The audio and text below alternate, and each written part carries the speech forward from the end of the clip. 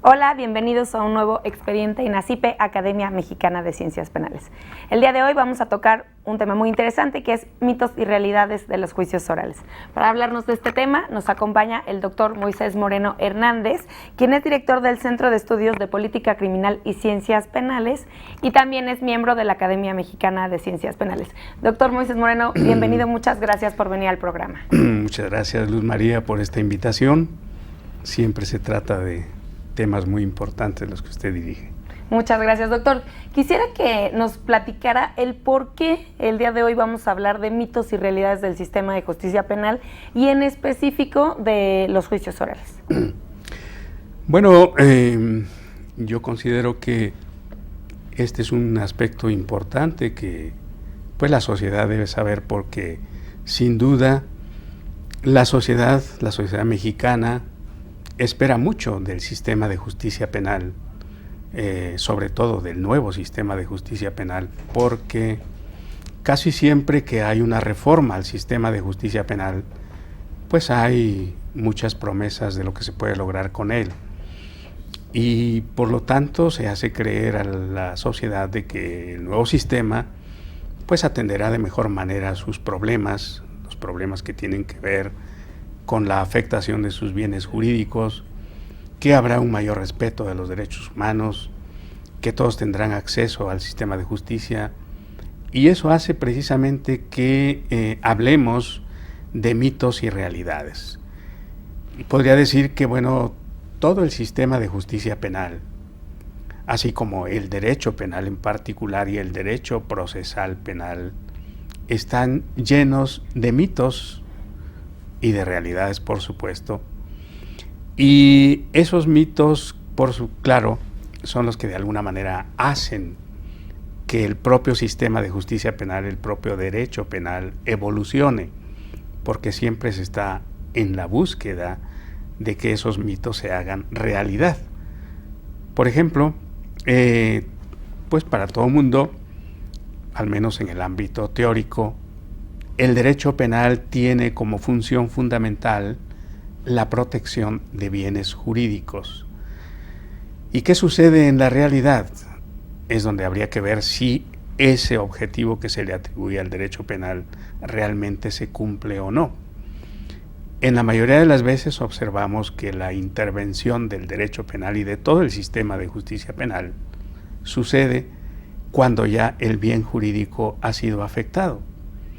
Entonces esto quiere decir que, bueno, el derecho penal y el sistema no lo protegió antes de ser afectado, y de ahí que, bueno, pues ahora interviene, no tanto para protegerlo, sino ahora para procurar que quien haya afectado ese bien pues resulte sancionado, o que la víctima resulte resarcido en sus intereses afectados. Y así podemos mencionar que pues el derecho penal, por ejemplo, en un Estado democrático de derecho como lo es, teóricamente hablando, el Estado mexicano, está sustentado en una serie de principios fundamentales, y que esos principios hacen precisamente que se pueda garantizar la protección de los derechos humanos, precisamente porque esos principios tienen la función de limitar la potestad punitiva del Estado. Ya que estamos hablando de los objetivos del sistema de justicia, me está mencionando alguno. ¿Es el único objetivo el cuidar o velar por los derechos humanos de las personas? No, bueno, ese es un objetivo fundamental, y de ahí se derivan muchos más que tienen que ver con cada uno de los sectores del sistema de justicia penal y con cada una de las instituciones que se van creando, que dan sustento al sistema de justicia penal. En fin, cada una de las figuras, cada una de las medidas que conforman el sistema de justicia penal cumple un determinado objetivo, pero pues el objetivo fundamental es el lograr que la justicia material se haga realidad. Y eso, por supuesto, tiene pues una serie de implicaciones. Eso nos plantea, por ejemplo, cuál es el objetivo, cuál es la función que juega el propio sistema procesal penal. Porque aquí es precisamente donde hay, pues, digamos, diversos criterios. hay quienes consideran que el sistema procesal puede ser visto como algo en abstracto que tiene objetivos propios y que se desvincula totalmente de otras áreas del propio sistema de justicia penal, como es el derecho penal. Para mí, en cambio, el sistema procesal penal no es sino simplemente un instrumento que está al servicio de los objetivos del derecho penal material. Y ese objetivo fundamental es lograr que la justicia material se haga realidad. Y esto implica, decíamos, bueno, que si alguien ve afectados sus intereses, bueno, que esos intereses o esa afectación no quede impune, que sus derechos violados pues igualmente sean resarcidos, ¿no? Que igualmente la justicia material pues exige que el culpable sea castigado, pero que el inocente sea tratado debidamente, es decir, que los inocentes no sean pues sometidos a las medidas penales. En fin, hay muchos objetivos que tienen que ver precisamente con la justicia material. Y eso es lo que se plantea, qué tanto esos objetivos se logran con el sistema de justicia penal, ya sea el anterior o el nuevo. Justo me gustaría hacer la diferencia, ¿no? A saber si los objetivos del sistema de justicia penal son los mismos en el sistema vigente el día de hoy o en el sistema que está por iniciarse digamos, sí, que es el sistema acusatorio y oral. Sí. ¿Los objetivos son los mismos o será más fácil o se cuidarán más, se llegarán a estos objetivos solo en el nuevo sistema de justicia penal? Bueno, en principio los objetivos son los mismos, es decir, el derecho penal y el sistema de justicia penal son instrumentos pues que el hombre ha ideado para objetivos que la misma sociedad se plantea, que es, como decíamos, la protección de sus bienes jurídicos frente al delito. Lo que va a diferenciar aquí uno de otro sistema es la forma de alcanzar ese objetivo. Y entonces la forma de alcanzarlo puede ser o garantizando que toda persona tenga acceso a la justicia, que en la aplicación de la justicia se respeten ampliamente los derechos humanos, que no haya, por lo tanto, excesos en el ejercicio del poder que corresponde al Estado.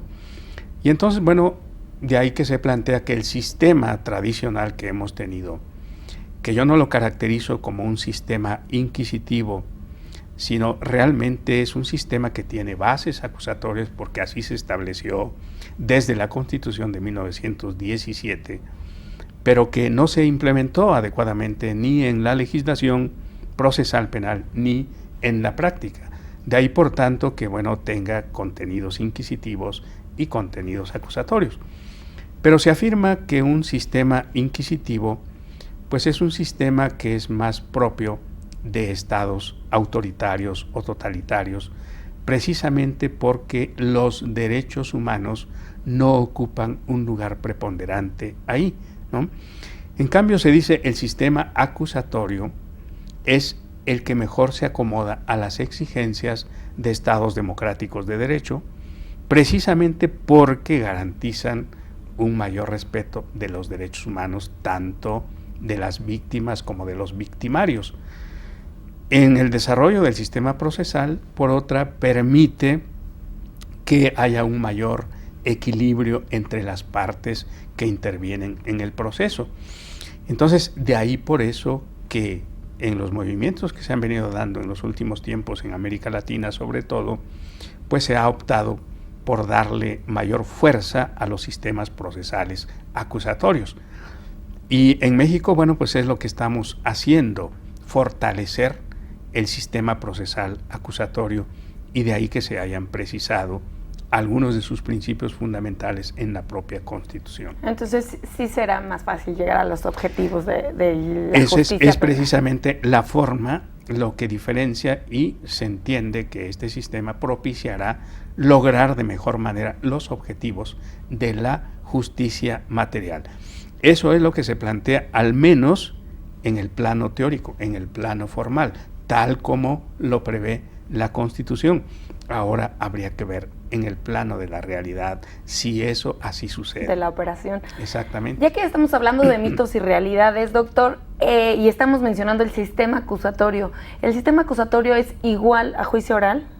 No, porque el juicio oral puede llevarse incluso en sistemas de corte inquisitivo. La muestra de esto, pues, lo son sistemas en países europeos, ¿no? En donde pues hay todavía sistemas de corte más inquisitivo, pero que los procesos o los juicios se llevan de manera oral.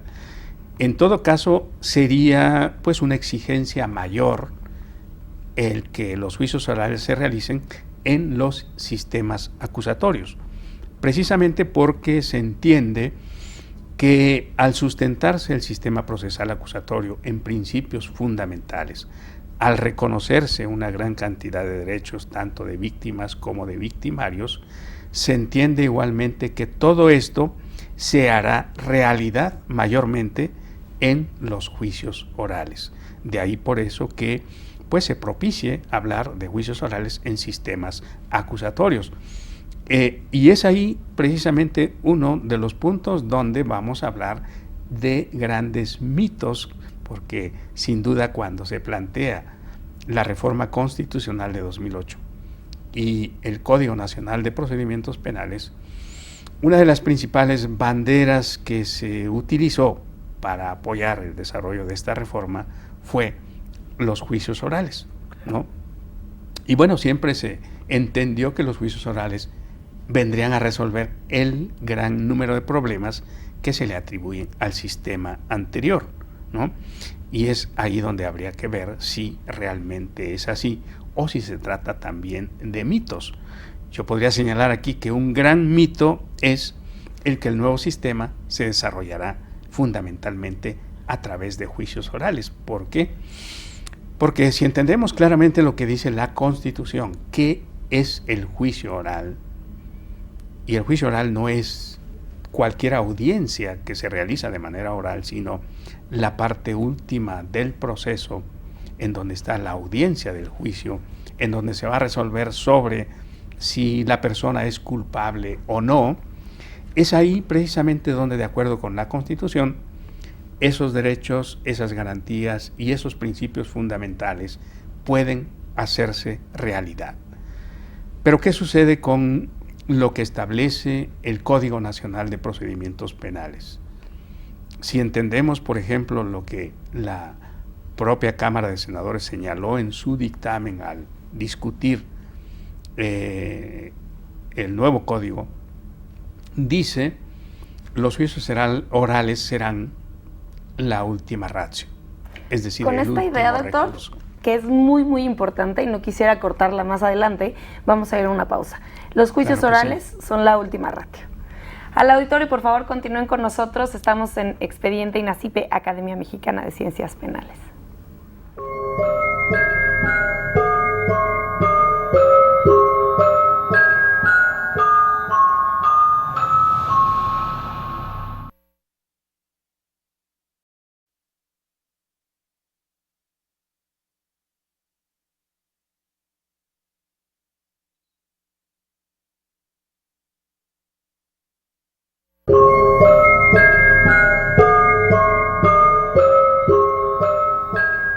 Gracias por continuar con nosotros en Expediente INACIPE, Academia Mexicana de Ciencias Penales.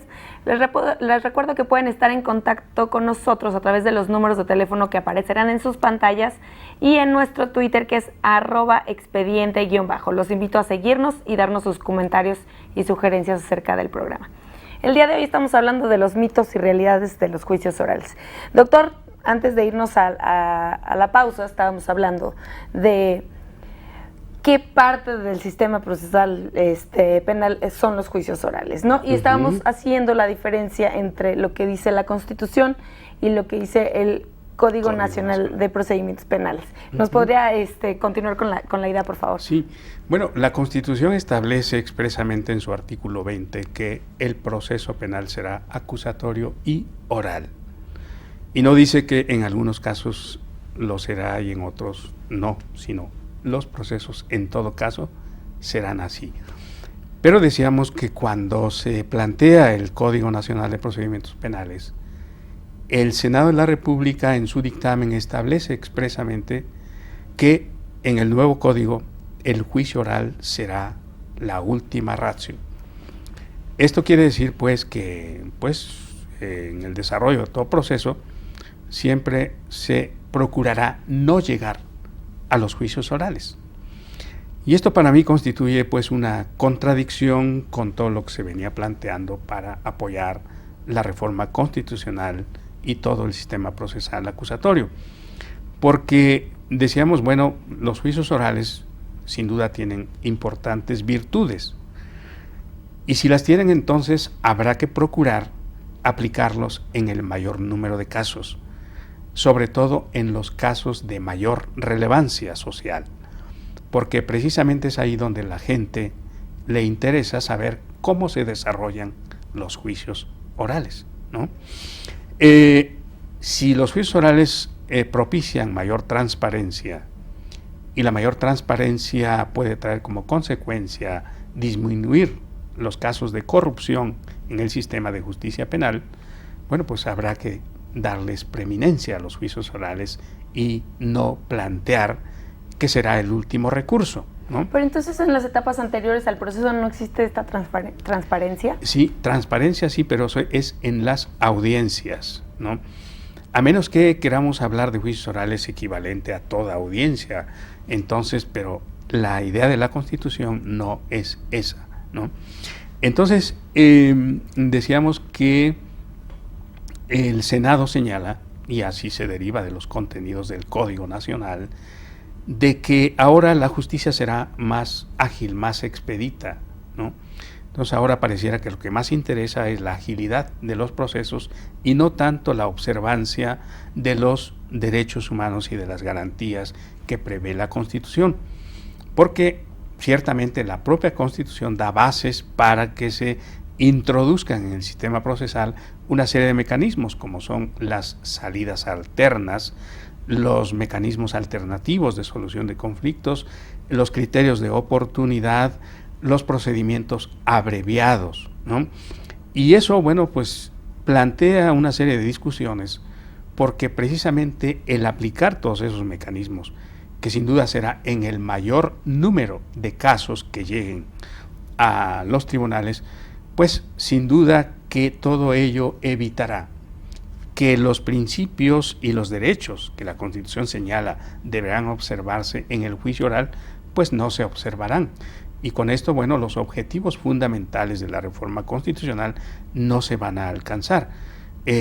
Seguramente, pues más adelante tocaremos el tema de los procesos abreviados, el por qué considero yo que ahí los principios y garantías no se observan. Y bueno, pues ya nos está haciendo algunas de las observaciones al Código Nacional de Procedimientos Penales, pero quisiera que nos diera su parecer de cuáles son las ventajas o beneficios que trae al sistema que exista un Código Nacional de Procedimientos Penales. Bueno, desde pues mucho tiempo atrás se ha venido planteando la necesidad de unificar la legislación, no solo procesal penal, sino antes que nada la legislación penal sustantiva, es decir, el Código Penal. Por ahora, bueno, se optó simplemente por unificar la legislación procesal penal, pero yo creo que el aspecto más importante sería unificar la legislación penal sustantiva. ¿Por qué? ¿Qué es ¿Por qué está el Código Penal? Sí. ¿Por qué es que se ha pugnado por la unificación? Bueno, porque la existencia de una gran cantidad de códigos, más de 30 en el país, pues hace que la justicia penal no sea igualitaria, hace que exista una gran diversidad de criterios en la interpretación de contenidos constitucionales y en la forma de aplicar la ley a los casos concretos. Entonces, de ahí que se considera que la unificación tiene pues grandes beneficios. Por una, porque se uniforman todos los criterios respecto de la forma de cómo interpretar los contenidos de la Constitución. Se uniforman los criterios de cómo debe realizarse la investigación de los delitos y la aplicación de todos los mecanismos que tienen que ver con la investigación. Se uniforman los criterios en cuanto a los derechos, a las garantías, a los principios que debe regir el sistema procesal penal mexicano. En fin, todos los contenidos que tienen que ver con el sistema procesal se uniforman, y eso pues es una gran ventaja, porque entonces se podrá hablar de la igualdad en la forma de impartir justicia en el país. Eso es al menos el objetivo que teóricamente se plantea con la unificación. Pero aquí es donde se plantea el problema de que entre el plano formal, el plano teórico y el plano de la realidad, pues hay una enorme diferencia. Y ahí es donde pues habrá que plantearnos qué tanto el objetivo de la unificación se logra con el Código Nacional de Procedimientos Penales. O sea, eso es lo que justo le quisiera preguntar. Con el código, con la creación del Código Nacional de Procedimientos Penales, ¿se solucionan los problemas procesales penales del sistema? Teóricamente sí, porque decíamos, ese es el objetivo de la reforma tanto constitucional como de la reforma procesal penal. Y siempre ese es el objetivo de toda reforma, porque siempre se habla de problemas que tiene el sistema de justicia penal. Y una reforma que se plantea, pues tiene siempre el objetivo de superar esos problemas o de mejorar la forma de alcanzar los objetivos de la justicia. Y sin duda, ese es el objetivo fundamental de la unificación de la legislación procesal penal, superar los graves problemas del sistema anterior. Pero esto nos lleva también a preguntarnos, bueno, ¿y cuáles son esos graves problemas? ¿Cuáles son esos problemas que ahora sí serán atendidos de mejor manera? Si uno de los objetivos que se le atribuye al sistema penal y al derecho penal es garantizar la protección de los bienes jurídicos frente al delito, entonces siempre se busca que el sistema de justicia penal sea más eficaz frente al delito. El sistema anterior se ha cuestionado precisamente porque no ha logrado frenar el problema del delito. Y aquí viene pues una pregunta: ¿es función del sistema penal frenar el que se cometan delitos? Bueno, frenarlo no, pero atenderlo sí. Y con esto me diferencio de quienes piensan que el sistema de justicia penal y el derecho penal nada tiene que ver con el problema de la delincuencia y la inseguridad. Por supuesto que sí lo tiene que ver. El problema es cómo enfrentarlo, ¿no? Y precisamente se ha dicho, bueno, con el nuevo sistema, así como con toda otra reforma que se ha hecho, ahora sí se enfrentará de manera más eficaz el problema de la delincuencia. Y eso es precisamente pues algo que todavía no podemos decir que lo logre, porque apenas se está implementando el nuevo sistema y dependerá de la forma como se implemente si realmente va a lograr hacerle frente. ¿De qué depende de que sea una realidad? Sí, pues depende de muchas cosas, depende de la forma en cómo se implemente el nuevo sistema. Hasta ahora, bueno, precisamente es lo que motivó la existencia de un Código Nacional de Procedimientos Penales, es que no se estaba implementando adecuadamente, sobre todo en los estados de la República, porque no se estaba interpretando correctamente el contenido de todo lo nuevo que se introdujo en la Constitución. ¿Podríamos decir que es un tema de capacitación solamente? No, bueno, por supuesto que quienes aplican la ley, pues son personas, son los servidores públicos, ministerios públicos, jueces, magistrados, todos, ¿no? Y por supuesto, si ellos no tienen una capacitación adecuada para entender las razones de la reforma constitucional, la orientación político-criminal de la reforma constitucional, los alcances de cada una de sus instituciones y demás, pues entonces no podrá aplicarse adecuadamente. De ahí la necesidad de la capacitación. Y no obstante que ya llevamos más de 6 años, sí, y durante todos esos 6 años ha habido capacitación por todos lados, muchos incluso han hecho grandes negocios con la capacitación, el objetivo no se ha logrado. Hasta ahora no tenemos gente que esté debidamente capacitada.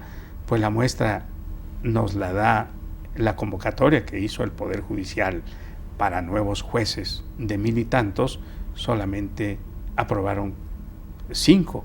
Aprobaron para poder ser capacitados para nuevos jueces. Y entonces, eso quiere decir que entonces la capacitación que durante 6 años se ha venido dando no ha respondido. Pues habría que meter el acelerador, ¿no, doctor? Porque pues nos quedan... El problema es que en el poco tiempo que queda, yo veo muy difícil que se pueda remontar todo eso que debió haberse hecho adecuadamente desde un inicio, ¿no?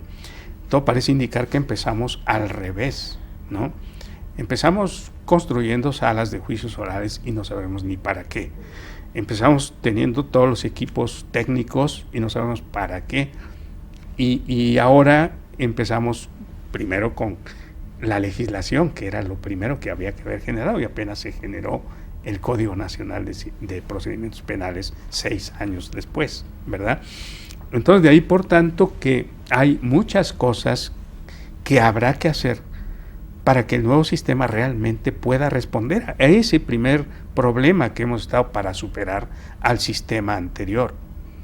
Pero otro gran problema también se dice que se le atribuye al sistema anterior es que el sistema anterior no garantiza el respeto de los derechos humanos, ni de imputados, ni de víctimas, ¿no?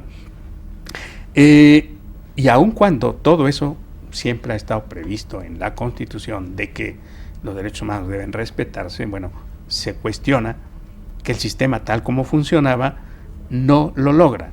Ahora, el nuevo sistema lo logrará.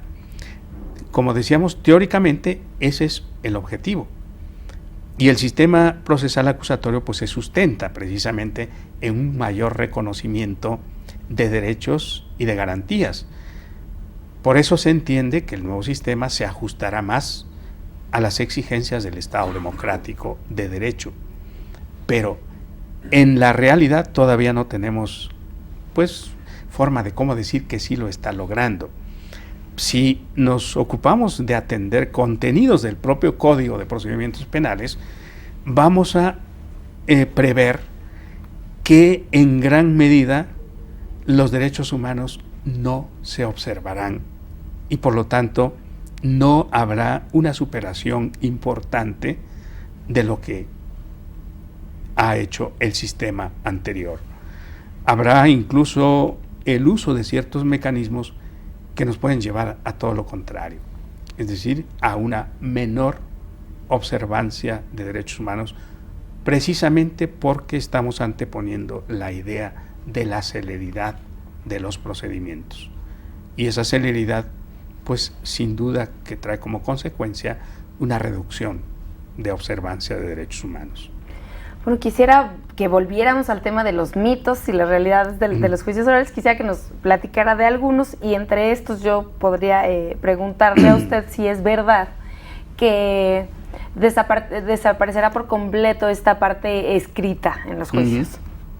Bueno, yo he visto que en su propio programa ya se ha tocado este tema de mitos y realidades del nuevo sistema de justicia penal. Y claro, cada quien ve algunos mitos y algunas realidades que son diferentes.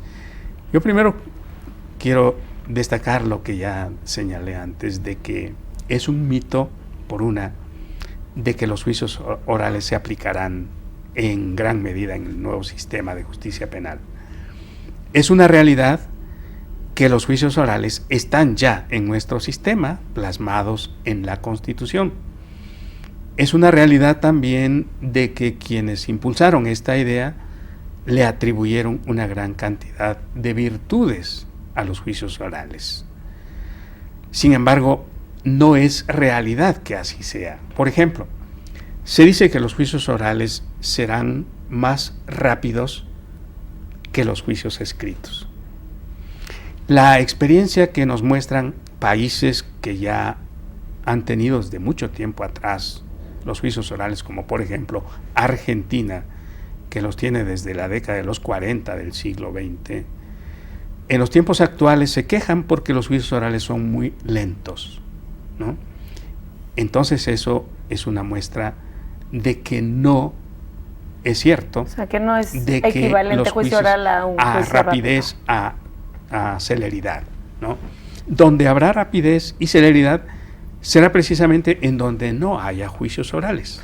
¿Podríamos ¿no? hablar de alguna experiencia? Porque en México, en algunas entidades, ya se están haciendo juicios orales. Bueno, se está aplicando el sistema procesal acusatorio, pero en la mayoría de los estados los juicios orales han sido la excepción.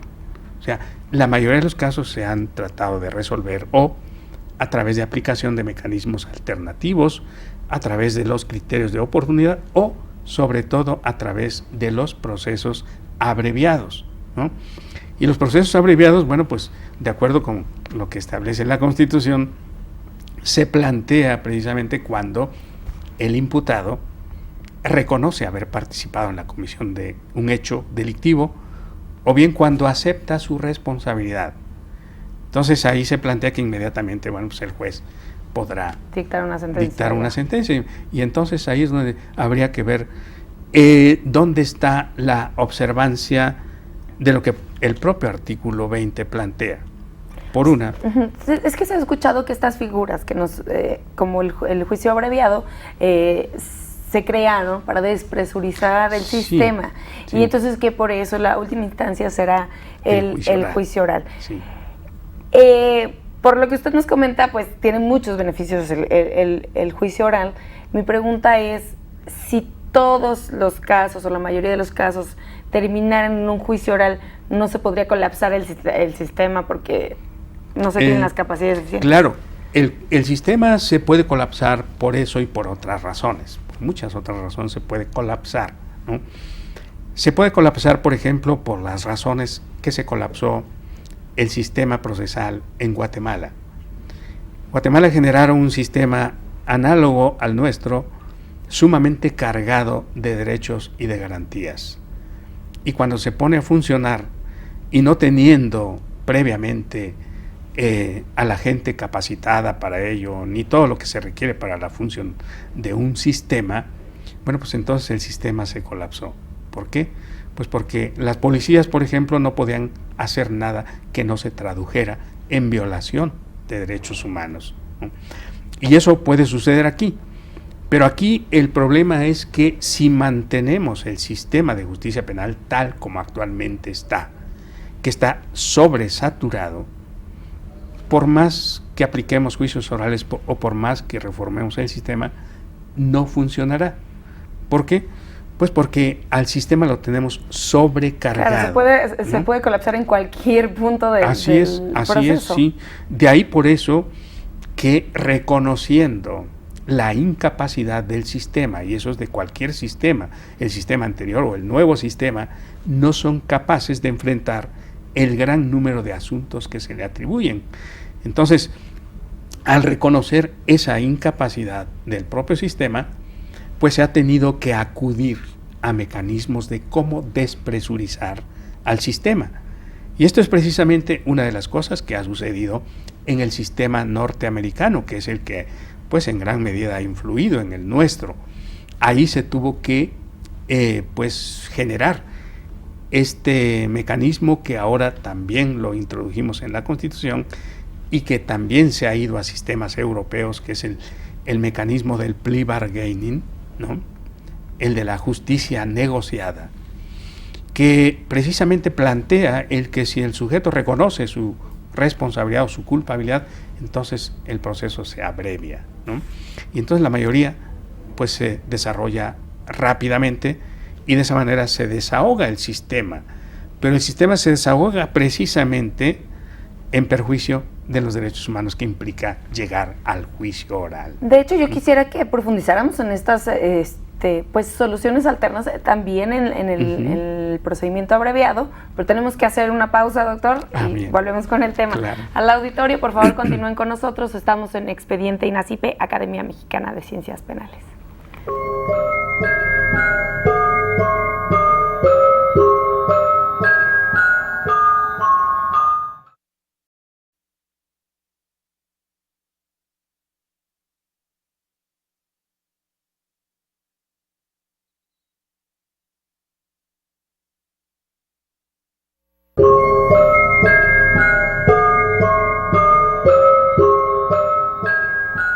Gracias por continuar con nosotros en Expediente INACIPE, Academia Mexicana de Ciencias Penales.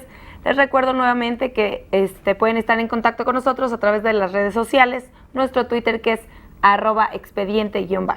Los invito a seguirnos y darnos sus comentarios y sugerencias. El día de hoy estamos hablando de los mitos y realidades de los juicios orales.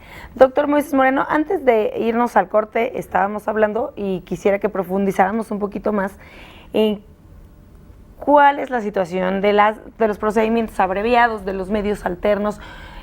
¿Cuál es su parecer? ¿En realidad ayudan a mejorar el sistema de justicia y hacen un equilibrio entre las partes? Bueno, al hablar de equilibrio, precisamente yo destacaría que en el nuevo sistema, pero sobre todo en el nuevo Código de Procedimientos Penales, no se mantuvieron los equilibrios que deben existir de ciertas instituciones, de ciertos mecanismos, de los derechos mismos que se plantean. Y eso hace precisamente que ciertamente el sistema funcionará, pero no se mejorará la calidad, ¿no? Porque la calidad se mejora en tanto que deseamos haya una mayor observancia de los derechos humanos, haya una mejor actuación de los órganos del Estado que intervienen. Y en este caso, si en la mayoría de los casos no se va a llegar a los juicios orales, que es donde yo observaría la mayor presencia de lo que caracteriza a un sistema como de alta calidad, el hecho de que ahora se apliquen criterios de oportunidad, mecanismos alternativos, salidas alternas o los procedimientos abreviados, eso va a disminuir la calidad y eso precisamente puede llevar al desprestigio del sistema de justicia penal mexicano. ¿Por qué? Pues porque, por el sistema de justicia penal mexicano no puede equipararse, por ejemplo, al sistema de justicia penal inglés, porque para eso tendríamos que ser igual que los ingleses para poder aplicar los criterios que ellos aplican, ¿no? No se puede afirmar que el Ministerio Público, en la aplicación de criterios de oportunidad, pues realmente lo haga atendiendo a los supuestos y a las condiciones y requisitos que establece la propia ley. Por suerte, se establecieron de manera clara esos requisitos y esas condiciones para que procedan los criterios de oportunidad. Sin embargo, así como ha sucedido en el sistema anterior, que no obstante no estar previsto la aplicación de criterios de oportunidad, sin duda que el Ministerio Público los aplicaba, pues ahora se puede prever que los aplique fuera incluso de los parámetros que establece la propia ley, y eso hará pues que la credibilidad en el sistema se pierda. Por otra, la aplicación de mecanismos alternativos. Como todo el mundo sabe, estos mecanismos no se regulan en el Código Nacional de Procedimientos Penales porque se pensó en una ley diferente. Y esa ley, pues acaba de ser aprobada en el Congreso como la Ley Nacional de Mecanismos Alternativos de Solución de Controversias. Pero ahí yo creo que nuevamente se desaprovechó una gran oportunidad por parte de quienes tomaron las decisiones políticas, porque solamente se regularon pues algunos mecanismos que tienen que ver con los problemas que actualmente son ya problemas penales y que se busca una solución alterna, ¿no? Pero por otra, veo que la ley pues como que equivocó aquí el hablar de mecanismos haciendo referencia a los que se encuentran en el Código Nacional de Procedimientos Penales, que por supuesto no son mecanismos alternativos, ¿no? Y entonces aplica los criterios del Código para los mecanismos cuando estos deberían regirse por sus específicos criterios. Y digo que aquí se desaprovechó una gran oportunidad porque precisamente debió haberse diseñado todo un sistema alterno al sistema de justicia penal, de mecanismos alternativos de solución estuviera de dentro del conflictos, sistema. que no estuviera dentro del sistema, pero que resolviera una gran cantidad de los problemas que actualmente ocupan al sistema penal. Esto quiere decir que desde ese momento se podría empezar a despresurizar grandemente al sistema de justicia penal para dejar al sistema penal únicamente ocuparse de los problemas realmente graves.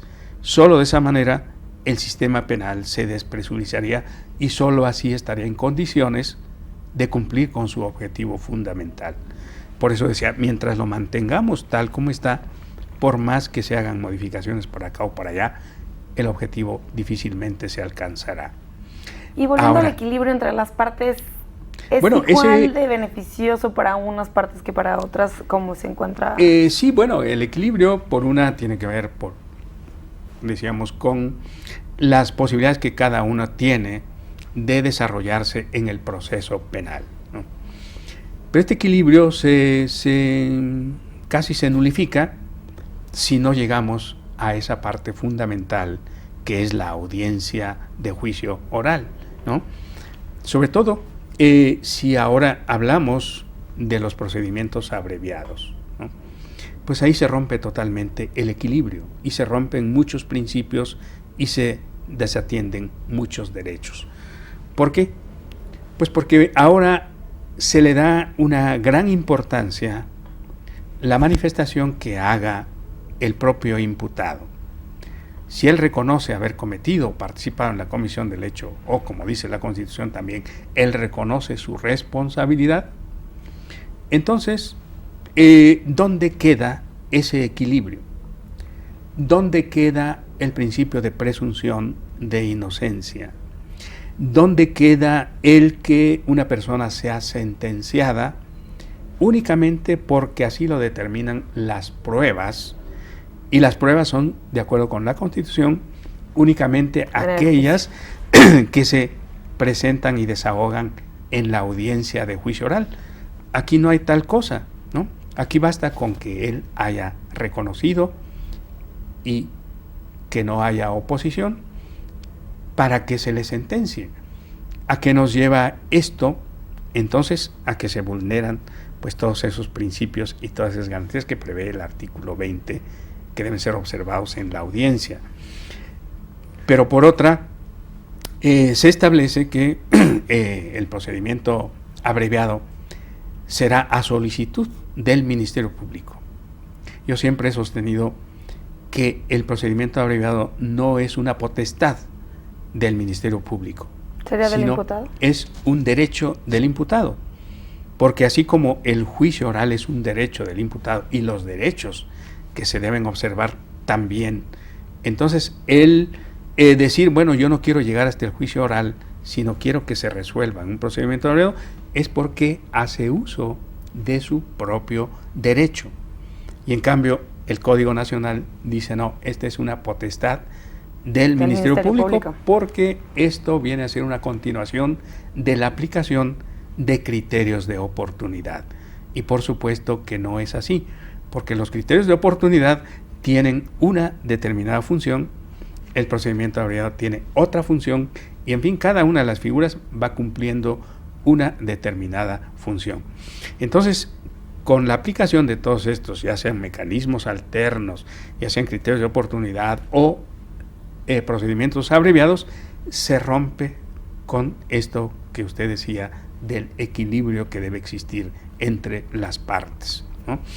Ahora, si vemos cómo funcionan otros sistemas en la aplicación de los procedimientos abreviados, pues en realidad el que tiene el mayor peso, la mayor injerencia en que esto se desarrolle, pues lo tiene el Ministerio Público o el fiscal, porque él es el que tiene pues en sus manos todo lo que le puede imputar a una persona, y él es el que puede presionar a la persona para que acepte su responsabilidad o haber participado en la comisión del hecho, y ante la imposibilidad de que esta persona pueda demostrar su inocencia en el juicio oral, opta por el procedimiento abreviado, porque eso además le traerá como consecuencia pues ciertos beneficios, como es una menor, disminución, ¿no?, de la pena, ¿no?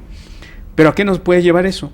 Pues a lo que está sucediendo en el sistema norteamericano, que allá, siendo el sistema en donde las cárceles están mayormente sobrepobladas en el mundo, el mayor porcentaje de las personas que se encuentran en las cárceles es en virtud precisamente de haber aceptado su participación en la comisión del hecho, no porque hayan llegado al juicio oral. Entonces, este es otro mito o realidad. Este, ¿no?, es otro de los grandes mitos, que claro. El sistema penitenciario se va a despresurizar también con la aplicación del nuevo sistema procesal penal. No, por supuesto que eso es también un mito.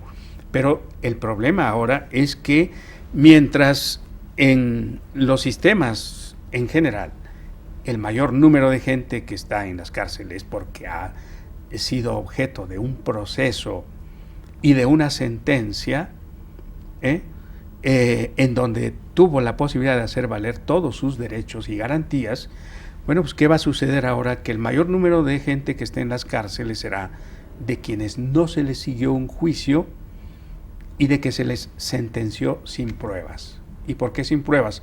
Porque se entiende que las pruebas, de acuerdo con la Constitución, pues son las que se desahogan solo en el juicio oral, ¿no? Entonces aquí se le sentencia solo por el hecho de haber confesado.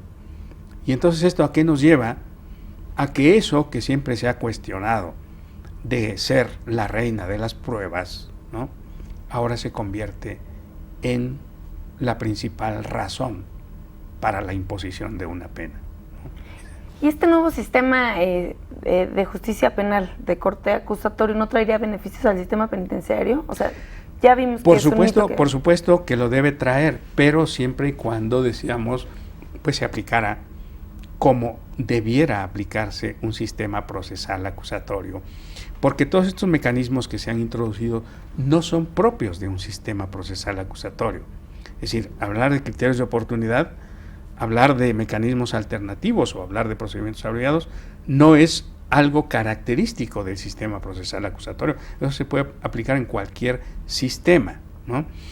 En cambio, si se hiciera pues menos uso de todo ello y se aplicara más los principios que rigen el sistema procesal acusatorio hasta su fase final, sin duda que eso traería beneficios.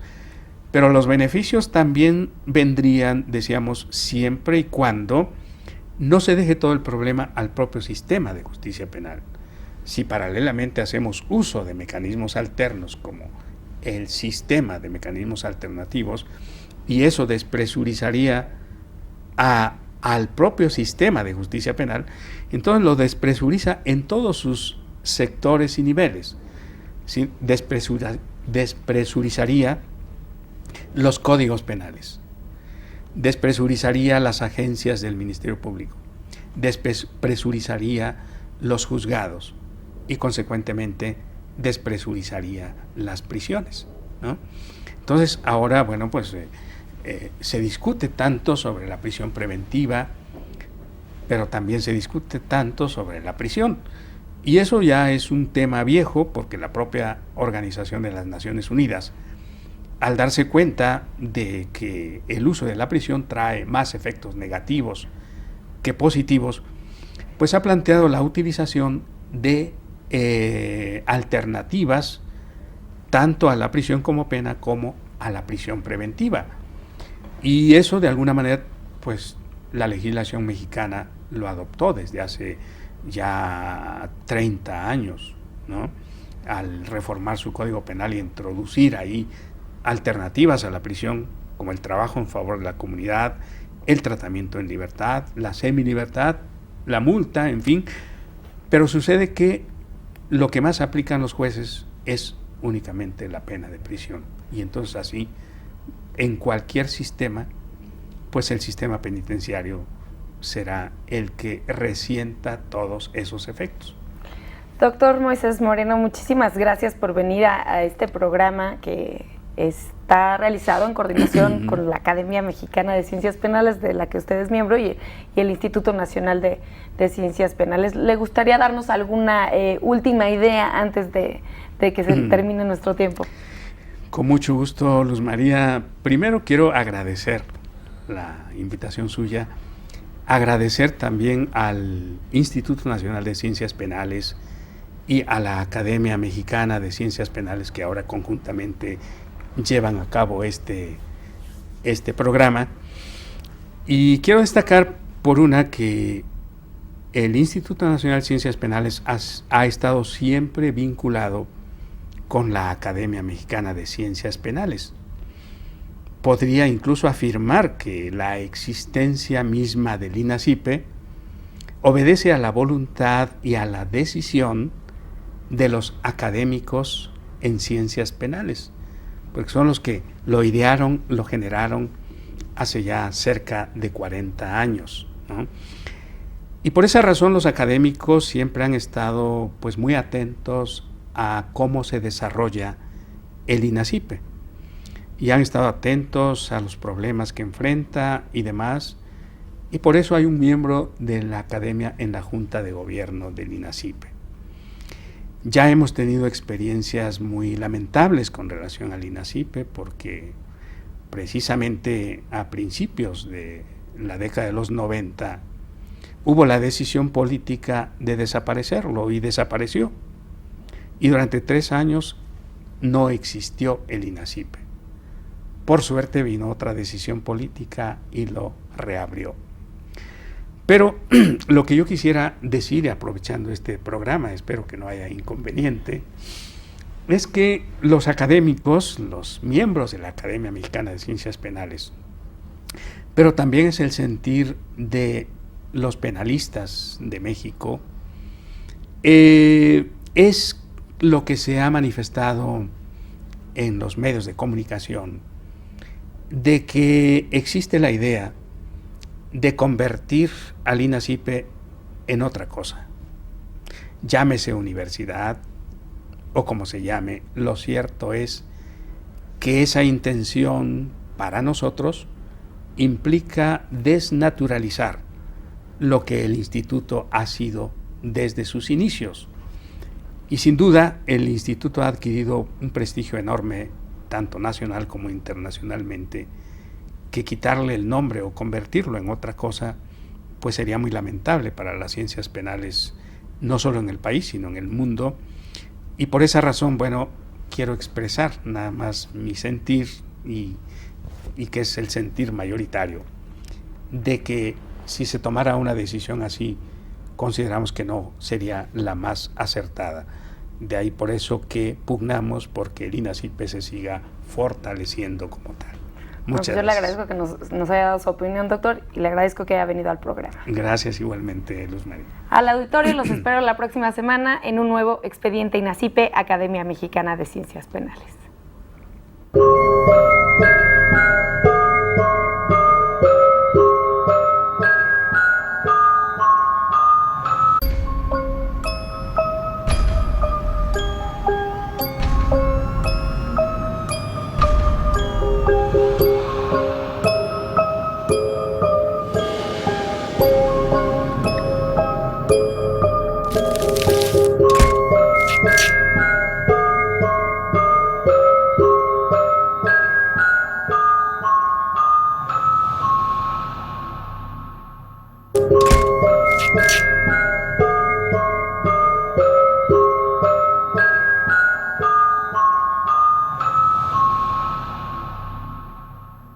Música